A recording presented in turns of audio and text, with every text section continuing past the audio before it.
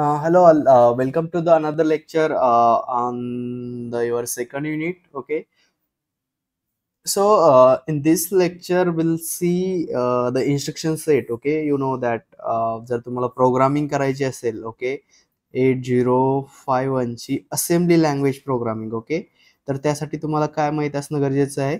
Instructions म्हणजे काय, की जी भाषा तुमच्या कंट्रोलरला समजते. ओके, त्याच भाषेमध्ये आपण त्याला कमांड देऊ शकतो. ओके, तर आपल्याला इन्स्ट्रक्शन लक्षात ठेवायचे. मोस्ट ऑफ द जे इम्पॉर्टंट इन्स्ट्रक्शन आहे, जे तुम्हाला फ्रिक्वेंटली प्रोग्राममध्ये यूज होणार आहे. ओके, ते तुम्हाला लक्षात ठेवावं लागणार. ओके, मोर दॅन 200 इन्स्ट्रक्शन्स आहेत तसे जर बघितले तर 8051 मध्ये. पण त्यातले जे इम्पॉर्टंट आहेत ते आपण इकडे बघणार आहोत. ओके, त्याआधी एक बेसिक गोष्ट तुम्हाला बघायची आहे. ओके, तर ती आहे ग्रुप ऑफ इन्स्ट्रक्शन्स. ओके, जे इन्स्ट्रक्शन आहे त्याचं काही ग्रुपिंग केलेलं आहे, क्लासिफिकेशन केलेलं आहे. ओके, तर त्या ग्रुपमध्ये नंबर ऑफ इन्स्ट्रक्शन्स तुम्हाला बघायला मिळतील. जसं फर्स्ट बघा, इकडे काय आहे, group of instruction set. Okay, 8051 मध्ये.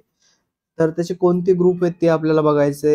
यावरती कधी असा क्वेश्चन विचारतात, list out the groups of instruction set available in 8051. Okay, तर तुम्हाला माहित पाहिजे की कोणते ग्रुपचे इन्स्ट्रक्शन आहेत आपल्याकडे. इन्स्ट्रक्शन सेट आहेत. ओके, सेट म्हणजे काय, एका अर्थमॅटिक इन्स्ट्रक्शन मध्ये तुम्हाला काय मिळतील, नंबर ऑफ इन्स्ट्रक्शन मिळतील, म्हणून याला काय म्हणतो आपण, अर्थमॅटिक इन्स्ट्रक्शन सेट.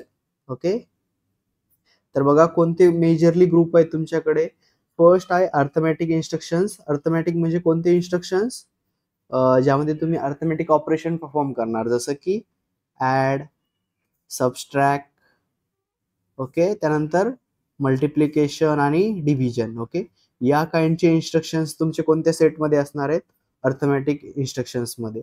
त्यानंतर ब्रांचिंग इन्स्ट्रक्शन्स. ओके, ब्रांचिंग मध्ये तुम्हाला मिळणार JUMP. ओके, जम्प, किंवा तुम्हाला अप जायचं असेल. ओके,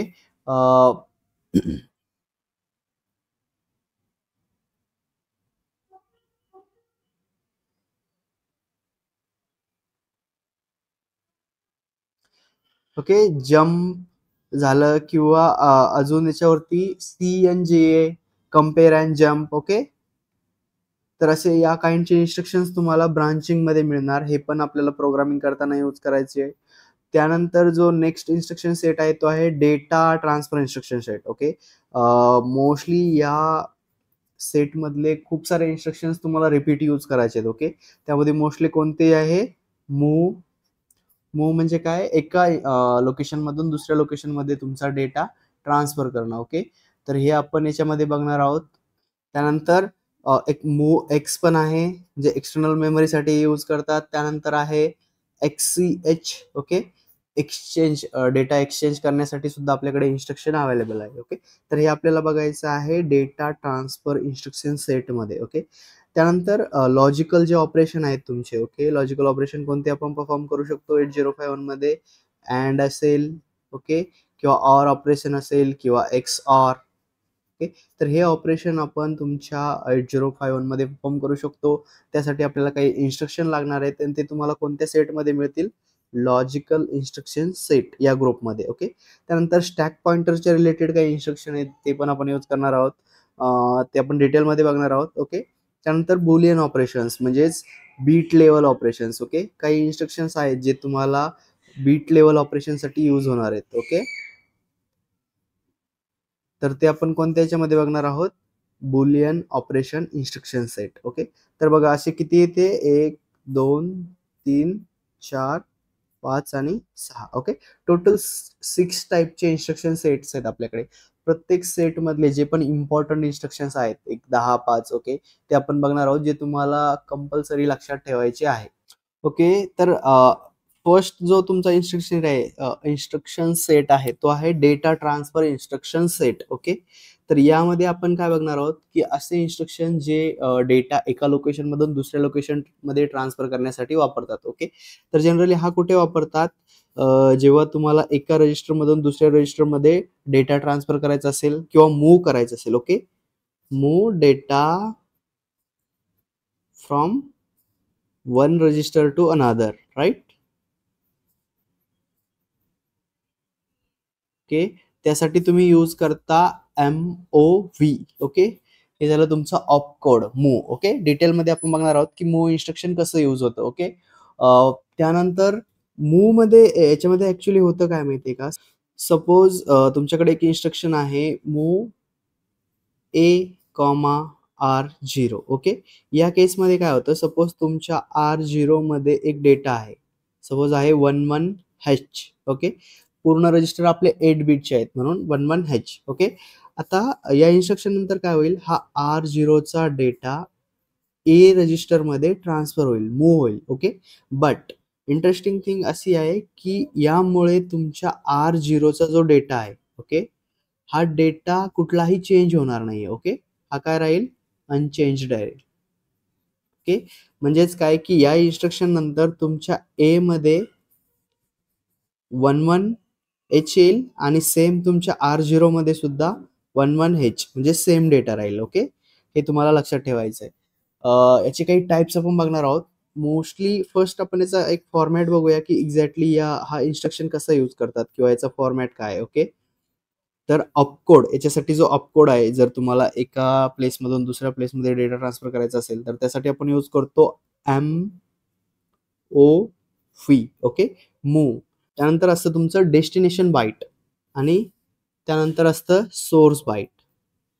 थोडंसं लक्ष द्यावं लागेल तुम्हाला इकडे, कारण ज्यावेळेस तुम्ही मूव्ह A,R1 असं जर इन्स्ट्रक्शन असेल तर यावेळेस आयडियली जर बघायला गेलं तर आपल्याला काय वाटेल की हा ठीक आहे, यानंतर ए चा डेटा R1 मध्ये जाईल. ओके, बट असं होत नाही. हे कसं होतं की R1 चा डेटा ए मध्ये ट्रान्सफर होतो. का, कारण जो R1 आहे तो आहे आपला सोर्स. सोर्स म्हणजे जिथे ओरिजिनल तुमचा डेटा आहे. ओके, ओरिजिनल डेटा कुठे आहे तुमचा, सोर्स मध्ये. ओके, आणि डेस्टिनेशन म्हणजे काय, जिकडे तुम्हाला तुमचा डेटा ट्रान्सफर करायचा आहे. ओके, म्हणजेच move destination byte comma source byte, म्हणजेच हा R1 झाला तुमचा सोर्स, ए झाला डेस्टिनेशन. ओके, तर अजून जर आपण एक्झाम्पल बघितलं, सपोज अजून एक इन्स्ट्रक्शन आहे माझ्याकडे, मूव्ह R2, ए. ओके, यामध्ये काय होईल, यामध्ये हा ए असेल तुमचा सोर्स आणि R2 असेल डेस्टिनेशन. म्हणजे तुम्हाला काय लक्षात ठेवायचंय, जर तुम्ही मूव्ह R2, ए दिलंय तर ए चा डेटा R2 मध्ये जाईल. ओके, याला जर रिराईट केलं मी, मूव्ह A,R2. ओके, तर या केसमध्ये काय होईल, R2 चा डेटा ए मध्ये जाईल आणि इकडे ए चा R2 मध्ये. म्हणजे जो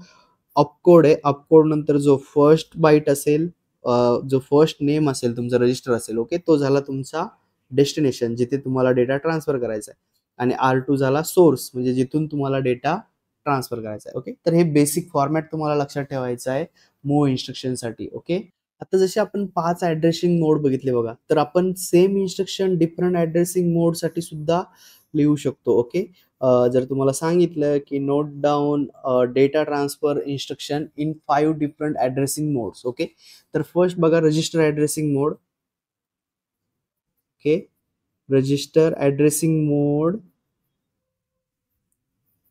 ओके, तर यामध्ये कसं इन्स्ट्रक्शन बनवलं तुमचं रजिस्टर ऍड्रेसिंग मोड मध्ये, सिंपल तुम्हाला काय करायचंय, डेटा 2 रजिस्टर मध्ये ट्रान्सफर करायचा आहे. म्हणून मी काय लिहिलं इकडे, मूव्ह A,R0. ओके, हे बोथ काय आहेत, रजिस्टर, म्हणून हा काय झाला तुमचा रजिस्टर ऍड्रेसिंग मोड. ओके, आता सेकंड बघा डायरेक्ट ऍड्रेसिंग मोड. ओके, आता बघूया इनडायरेक्ट ऍड्रेसिंग मोड, रजिस्टर इनडायरेक्ट ऍड्रेसिंग मोड. ओके, तर त्यामध्ये काय होईल तुमचं, इनडायरेक्ट ऍड्रेसिंग मोड साठी होईल मूव्ह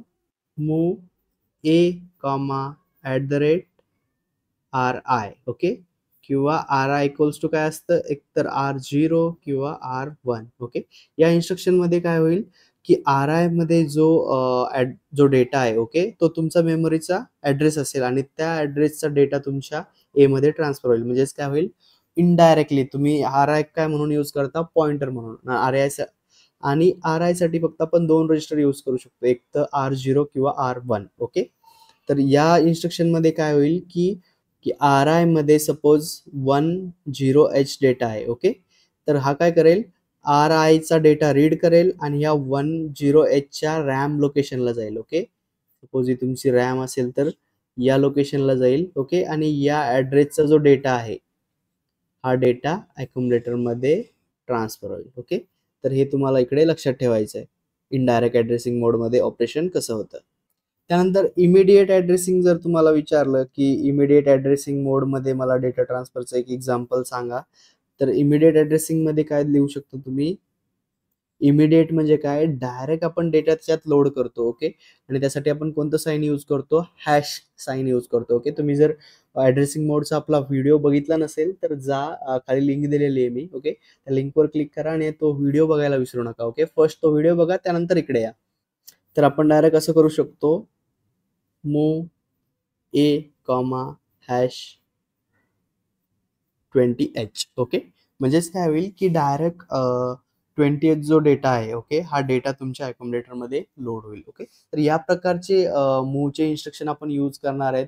आणि सेम फक्त मूव्ह वापरून आपण मल्टिपल इन्स्ट्रक्शन्स तुमचे तयार होतील. सपोज मूव्ह ए, R1 असेल किंवा मूव्ह ए, बी असेल किंवा मूव्ह R0, A. ओके, यासाठी यामध्ये तुम्ही पूर्ण R0 to R7 register use करू शकता, प्लस तुमचा अकोमोडेटर आणि रजिस्टर बी सुद्धा या इन्स्ट्रक्शनसाठी तुम्ही यूज करू शकता. ओके, तर मल्टिपल कॉम्बिनेशन्स तुमचे तयार होतील. पण तुम्हाला जो लक्षात ठेवायचा आहे बेस कन्सेप्ट तो हा आहे की move destination byte, source byte. Okay, जी फर्स्ट वन असते ही तुमची डेस्टिनेशन असते, जिथे तुम्हाला डेटा सेव्ह करायचा आहे. ओके, आणि जी सेकंड टर्म आहे ते आहे तुमचं सोर्स, जिथून तुम्हाला डेटा घ्यायचा आहे. ओके, म्हणजेच R0चा डेटा ए मध्ये जाईल.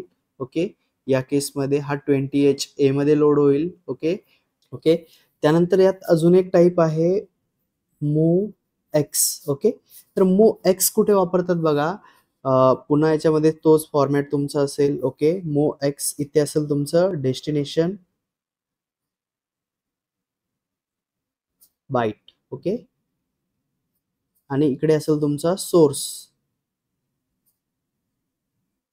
बट एक गोष्ट लक्षात ठेवा, x stand for external memory. Okay, जेव्हा तुम्हाला एक्सटर्नल मेमरी मधून डेटा घ्यायचा असेल किंवा एक्सटर्नल मेमरीत डेटा पाठवायचा असेल, ओके, त्यावेळेस तुम्ही फक्त मूव्ह इन्स्ट्रक्शन यूज नाही करू शकत. Okay, this is only for internal RAM. Okay, किंवा इंटरनल रजिस्टर ट्रान्सफरसाठी तुम्हाला मूव्ह यूज करायचा आहे. ओके, बट तुम्हाला जर डेटा एक्सटर्नल मेमरी सोबत ट्रान्सफर करायचा असेल किंवा एक्सटर्नल मेमरी मधून ऍक्सेस करायचा असेल तर त्यावेळेस तुम्हाला मूव्ह एक्स इन्स्ट्रक्शन यूज करावं लागेल. ओके, मूव्ह एक्स आणि मूव्ह याच्यामध्ये डिफरन्स काय आहे की एक तुम्ही इंटरनल डेटा ट्रान्सफरसाठी वापरता, but when you need to access external memory that time you need to use move X instruction. Okay, not just move. Okay, हे तुम्हाला लक्षात ठेवायचं आहे. आणि अजून एक गोष्ट की जेव्हा पण तुम्हाला डेटा हा एक्सटर्नल मेमरी सोबत ट्रान्सफर करायचा आहे किंवा रिसिव्ह करायचा आहे त्यावेळेस मोस्टली तुम्हाला तो डेटा आधी मध्ये स्टोअर करावा लागतो. त्यानंतर तुम्ही तो डेटा एक्सटर्नल मेमरीमध्ये ट्रान्सफर करू शकता. ओके, ओके, आता याचं जर एक्झाम्पल बघितलं तर सपोज मूव्ह एक्स ए, @R0. ओके, तर या केसमध्ये काय होईल, तुमचा जो R0 आहे, ओके, हा काय करेल, तुमच्या एक्सटर्नल मेमरीचा ऍड्रेस असेल R0 मध्ये. ओके,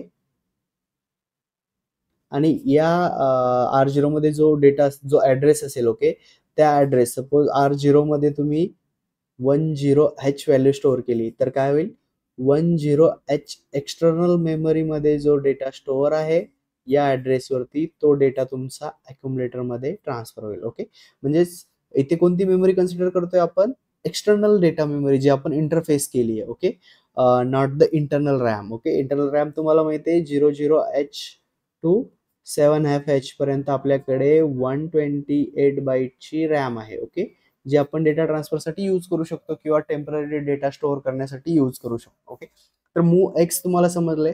अजून तुम्ही याला वापरू शकता जर सेकंड एक्झाम्पल तुम्हाला पाहिजे असेल तर suppose move x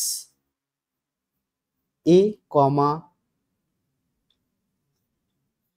DPTR. Okay, data pointer register. म्हणजे याच्यामध्ये काय होईल की डेटा पॉइंटर रजिस्टर मध्ये तुमच्या मेमरीचा ऍड्रेस स्टोअर असेल. ओके, आणि त्या ऍड्रेसला जो डेटा असेल, ओके, एक्सटर्नल मेमरीचा तो डेटा तुमच्या ए मध्ये ट्रान्सफर होईल, म्हणजे अक्युमुलेटर मध्ये येईल. ओके, तर डीपीटीआर काय हा 16 बीट आहे. जर तुमची एक्सटर्नल मेमरी 16 बीटचा ऍड्रेस असेल तिचा, ओके, तर तुम्ही तो अक्युमुलेटर मध्ये घेऊ शकता. सपोज तुमच्या डीपीटीआर मध्ये व्हॅल्यू आहे 1010 ओके, तर या लोकेशनला सपोज डेटा स्टोअर आहे 00H. ओके, तर हा डेटा तुमचा ए मध्ये ट्रान्सफर होईल. बट जर तुम्ही एक्सटर्नल मेमरी असेल तर तुम्हाला एक्स ऍड करणं कंपल्सरी आहे. तुम्हाला काय यूज करावं लागेल, मूव्ह एक्स. फक्त सिम्पल मूव्ह ना तुम्ही हे ऑपरेशन परफॉर्म करू शकणार नाही. ओके, हे तुम्हाला लक्षात ठेवायचं. हे झालं डेटा ट्रान्सफरचे. अजून काही इम्पॉर्टंट इन्स्ट्रक्शन्स आहेत बघा, जे एक्सप्लेन करायला येतात. स्पेसिफिकली काही इन्स्ट्रक्शन आहेत जे तुम्हाला लक्षात ठेवावंच लागतील. ओके, कारण ते खूप वेळा विचारलेले आहेत आणि 2 मार्क्सला जनरली विचारतात की explain the 8051 micro controller instruction, आणि खाली इन्स्ट्रक्शन दिलेलं असतं. ओके, तर त्यातले जे काही इम्पॉर्टंट आहेत ते आपण आता बघणार आहोत. ओके ओके, तर आपण आता will see some unique instructions. Okay, काही इन्स्ट्रक्शन आहेत बघा जे तुम्हाला 2 मार्क्ससाठी एक्सप्लेन करायला येतात, एक्झाम मध्ये विचारतात. ओके, आणि हे काही युनिक प्रोग्राम मध्ये सुद्धा तुम्हाला यूज करायचं आहे. तर त्यातलंच एक इन्स्ट्रक्शन आपण बघणार आहोत, XCHA, बाईट. ओके, XCH म्हणजेच काय की एक्सचेंज अक्युमुलेटर. ओके, याचा मिनिंग काय होतो, याचा मिनिंग होतो exchange accumulator with byte. Okay, याचा मिनिंग होतो exchange accumulator with byte. Okay, म्हणजेच काय होणार की तुमचे कंटेंट एक्सचेंज होणार, अक्युमुलेटरचे कंटेंट एक्सचेंज होणार with this byte. Okay, byte म्हणजे त्या जागी काय तुम्ही यूज करू शकता, तुम्ही यूज करू शकता कोणताही register from R0 to R7 from your register bank, किंवा इंटरनल रॅम लोकेशन्स तुम्ही यूज करू शकता, इंटरनल रॅम लोकेशन. ओके, त्याचं ऑपरेशन बघूया आपण. एक एक्झाम्पल घेऊया. सपोज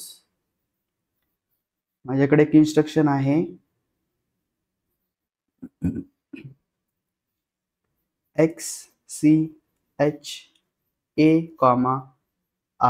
ओके, तर या केसमध्ये काय होईल, तुमच्या ए चे कंटेंट हे R0 मध्ये जातील. ओके, आणि R0 चे कंटेंट हे ए मध्ये जातील. ओके, म्हणजेच काय होईल, ए अँड R0 चे कंटेंट काय होतील, एक्सचेंज होतील. एक्सचेंज आणि मूव्ह यामध्ये डिफरन्स आहे बघा.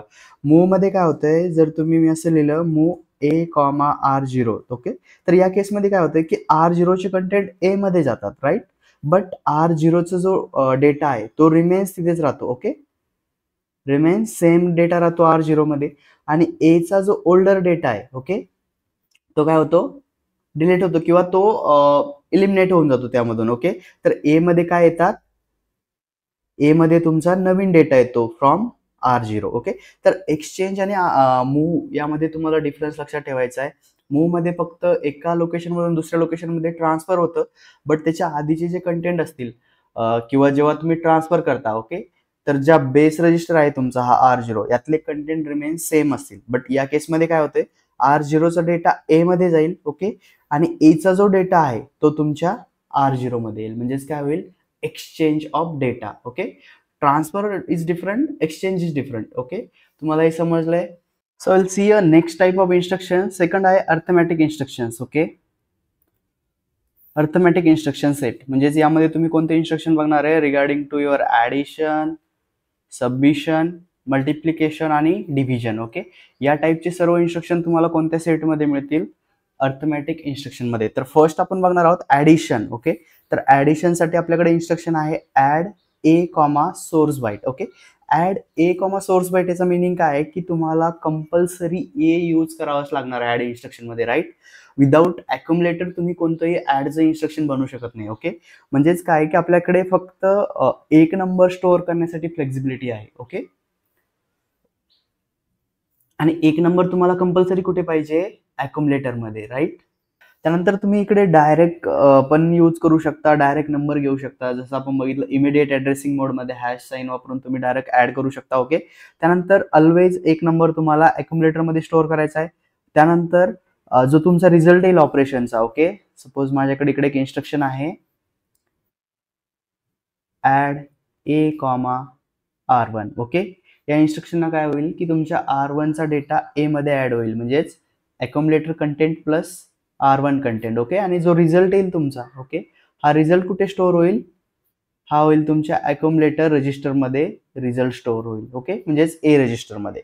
तर कंपल्सरी जेव्हा पण तुम्ही ऍडिशन परफॉर्म कराल तर तुम्हाला माहित पाहिजे की तुमचा रिझल्ट हा ए मध्ये ए मध्ये तुम्हाला तुमचा रिझल्ट मिळणार आहे. ओके, जर तो रिझल्ट तुम्हाला दुसरीकडे ट्रान्सफर करायचा असेल तर अगेन तुम्हाला इन्स्ट्रक्शन्स यूज करावं लागतील. सपोज तुम्हाला हा रिझल्ट पुन्हा R1 मध्ये स्टोअर करायचा आहे तर मूव R1, ए. ओके, असं इन्स्ट्रक्शन यूज करून तुम्ही तो आलेला रिझल्ट पुन्हा R1 मध्ये ट्रान्सफर करू शकता. ओके, त्यानंतर अजून एक लक्षात ठेवायचं आहे की ज्यावेळेस तुम्ही ऍडिशन परफॉर्म करेल, ओके, त्यावेळेस तुमचे दोन फ्लॅग सेट होतात.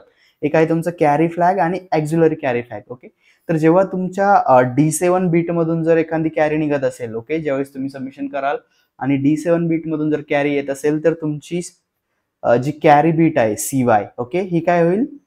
CY सेट होईल. ओके, आणि जर तुमच्या D3 बीट मध्ये जर कॅरी जनरेट होत असेल ऍड करताना, ओके, तर तुमची ॲक्झिलरी कॅरी ही बीट सेट होईल. ओके, तर हे डिटेलमध्ये पण तुम्हाला लक्षात ठेवायचं आहे की ऍड इन्स्ट्रक्शन झाल्यानंतर फर्स्ट थिंग हे लक्षात ठेवायचं आहे की तुम्हाला एक नंबर अक्युमुलेटर मध्ये लागणार, दुसरा तुम्ही रजिस्टरमध्ये किंवा रॅमच्या कुठल्याही लोकेशनमध्ये ठेवू शकता.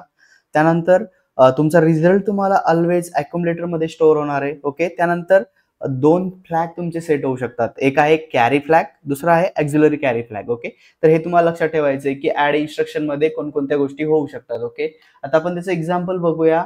Add A comma R0. Okay, याने काय होईल? ए चे कंटेंट प्लस R0 चे कंटेंट. ओके, हे दोन्ही ऍड होऊन रिझल्ट कुठं स्टोअर होईल?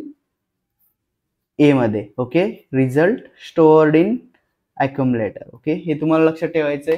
सेकंड, जर डायरेक्ट ऍड्रेसिंग मोड आपण यूज केला, add A comma 30H. Okay, यामध्ये काय होईल? अक्युमुलेटरचे content plus data from location, हे काय आहे? 30H तुमचा ऍड्रेस आहे. ओके, म्हणून 30H चा डेटा, हे दोघांचे ऍडिशन होईल आणि रिझल्ट तुम्हाला ए मध्ये मिळेल. ओके, सपोज ही तुमची रॅम आहे आणि या रॅम मध्ये तुमचं एक 30H लोकेशन असेल. ओके, आणि या लोकेशनला तुमचा काही डेटा असेल 10100011. ओके, हा झाला तुमचा डेटा. तर हा डेटा आणि प्लस ए रजिस्टरचे कंटेंट ऍड होतील. ओके, आणि हा रिझल्ट तुम्हाला ए रजिस्टर मध्ये स्टोअर होईल. तुम्ही इमिडिएट ऍड्रेसिंग मोड मध्ये सुद्धा हे इन्स्ट्रक्शन यूज करू शकता. कसं? Add A comma hash 30H. Okay, तर हॅश म्हणजे हा काय झाला? तुमचा डेटा. ओके, तर या इन्स्ट्रक्शनना काय होईल? ए प्लस 30H. ओके, हा तुमचा डेटा, हे ऑपरेशन परफॉर्म होईल. अक्युमुलेटरचे कंटेंट प्लस 30H याची ऍडिशन होऊन रिझल्ट कुठे स्टोअर होईल? ए मध्ये. अजून एक फ्लॅग इकडे तुमचा सेट होतोय, तो आहे ओव्हरफ्लो फ्लॅग. कोणता फ्लॅग? ओव्हरफ्लो फ्लॅग पण सेट होतो. बट तो कधी सेट होतो? ओव्ही फ्लॅग ज्यावेळेस तुमच्या D6 बीट मधून, म्हणजे ज्यावेळेस तुम्ही ऍड करता, तुमच्याकडे किती 8 बीट असेल, 1010, सपोज 10100001. ओके, तर जो तुमचा हा असेल तुमचा D0, हा आहे D7. ओके, जर तुमच्या या D6 नंबर मधून जर कॅरी येत असेल तर त्यावेळेस काय होईल? तुमची ओव्हरफ्लो बीट काय होईल? सेट होईल, म्हणजेच ओव्हरफ्लो फ्लॅग सेट होईल. ओके, तर हे तुम्हाला लक्षात ठेवायचंय ऍड इन्स्ट्रक्शन साठी. त्यानंतर सेम ऍडिशन साठीच अजून पण एक इन्स्ट्रक्शन आहे, ते पण तुम्हाला बघायचंय. बघा, add C, ADDC, add C A comma source byte. Okay, जसं आपण लास्ट इन्स्ट्रक्शन मध्ये बघितलंय की आपण काय ऍड करतोय? फक्त add A comma R0. Okay, but या इन्स्ट्रक्शन साठी कसं असणार आहे? Add C A comma suppose R1. Okay, तर या इन्स्ट्रक्शन मध्ये काय होईल की तुमचे accumulator plus R1 plus carry from last operation.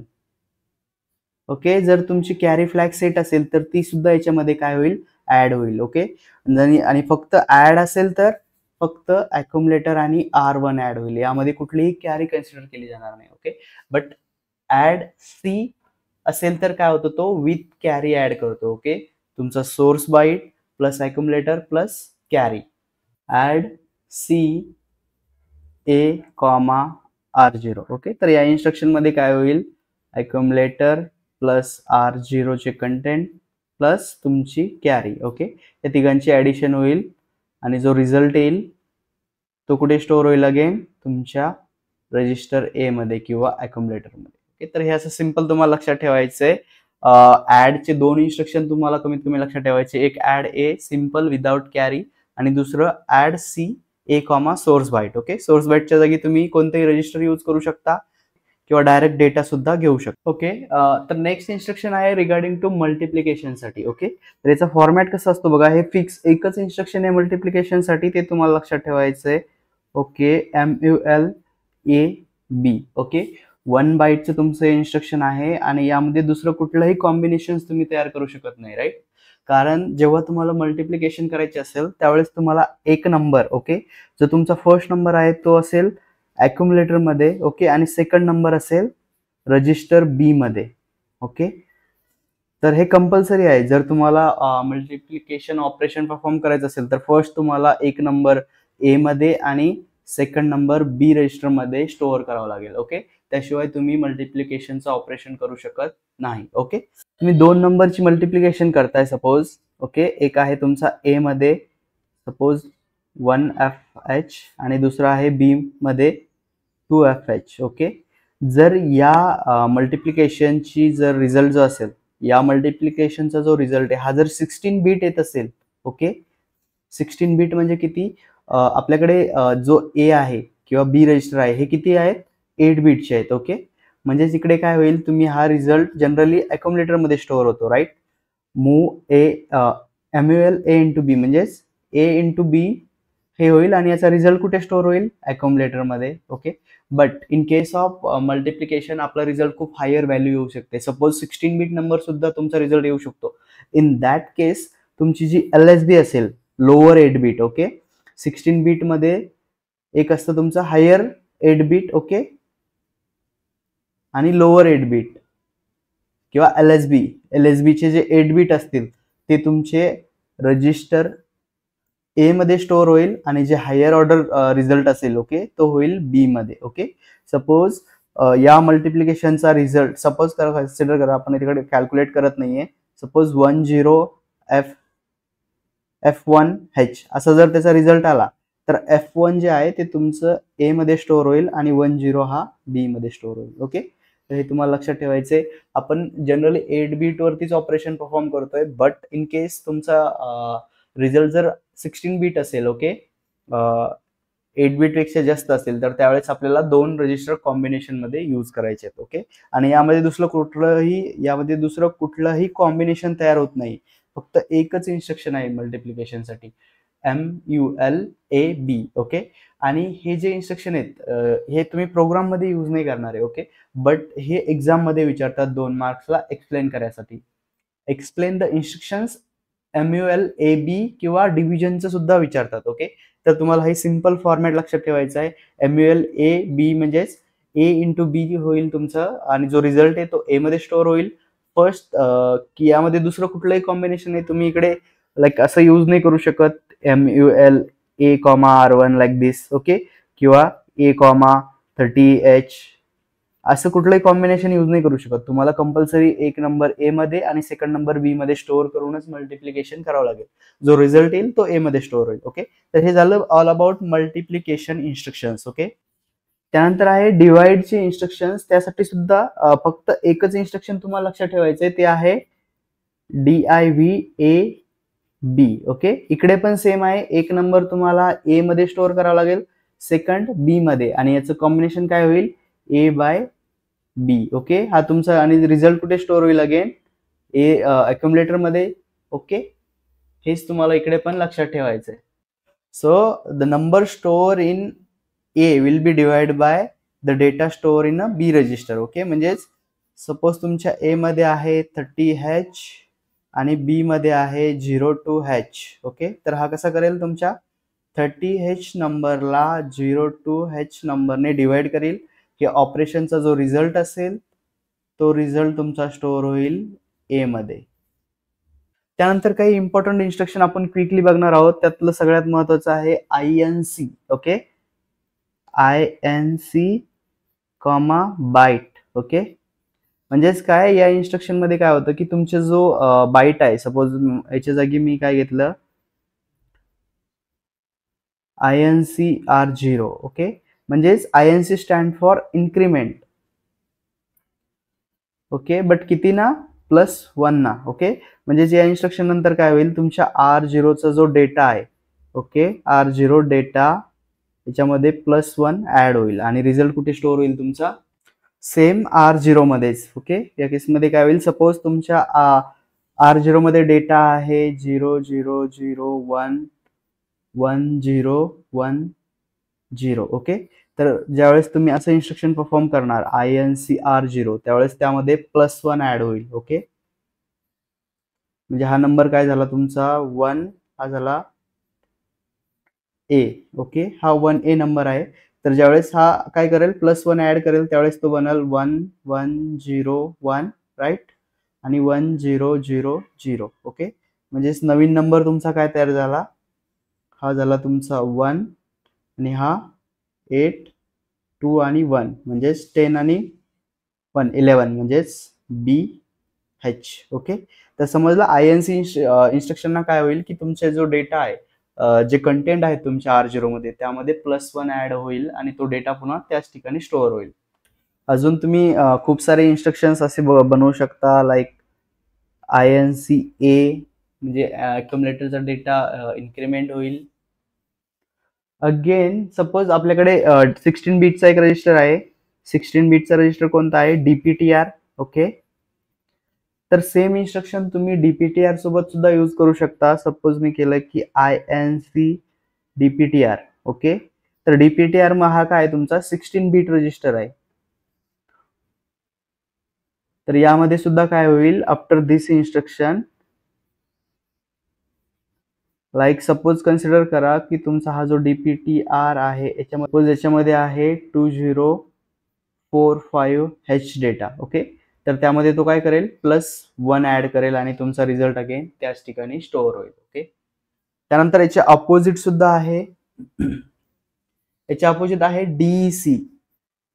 DEC byte. DEC stand for decrease. Okay, एक ना काय होईल, डिक्रीमेंट होईल, म्हणजेच डिक्रीमेंट बाय 1. आणि सेम तुम्ही DEC पण कशामध्ये यूज करू शकता, लाईक तुम्ही इन्स्ट्रक्शन तयार करू शकता DECA किंवा DECR0 किंवा DECR1. ओके, या फॉर्मॅटमध्ये तुम्ही या इन्स्ट्रक्शनला यूज करू शकता. ओके, बघा सपोज माझ्याकडे अक्युमुलेटर आहे, अक्युमुलेटर मध्ये माझा डेटा आहे 02H. ओके, सपोज यानंतर मी काय केलं की एक इन्स्ट्रक्शन एक्झिक्यूट केलं. सपोज मी केलं INCA. ओके, या इन्स्ट्रक्शन नंतर काय होईल की तुमच्या अक्युमुलेटर मधला डेटा होईल 03H. ओके, कारण या 02H मध्ये +1 ऍड होईल. ओके, अगेन मी काय केलं की DECA इन्स्ट्रक्शन एक्झिक्यूट केलं. त्यानंतर पुन्हा काय होईल की तुमच्या अक्युमुलेटर मधला कंटेंट एक ना मायनस होईल, म्हणजेच इथे पुन्हा काय येईल, 02H. ओके, तर तुम्हाला हे समजलं की इन्क्रीमेंट A म्हणजे काय, की जो डेटा आहे त्यात +1 होईल, आणि डिक्रीमेंट म्हणजे काय, की जो डेटा आहे त्यातून एक मायनस होईल. ओके, तर हे इन्स्ट्रक्शन्स आपण प्रोग्रामिंग मध्ये यूज करणार आहोत जेव्हा तुम्ही एखादा पॉइंटर करता. ओके, त्या पॉइंटरसाठी आपल्याला हे इन्स्ट्रक्शन युजफुल ठरणार आहेत. हे झालं ऑल अबाउट अर्थमॅटिक इन्स्ट्रक्शन्स. यानंतर आपण अजून थोडंसं डिटेलमध्ये इन्स्ट्रक्शन कव्हर करू. ज्यावेळेस आपण प्रोग्रामिंग करू त्यावेळेस काही इन्स्ट्रक्शन पुन्हा मी तुम्हाला एक्सप्लेन करायचा प्रयत्न करेल. ओके,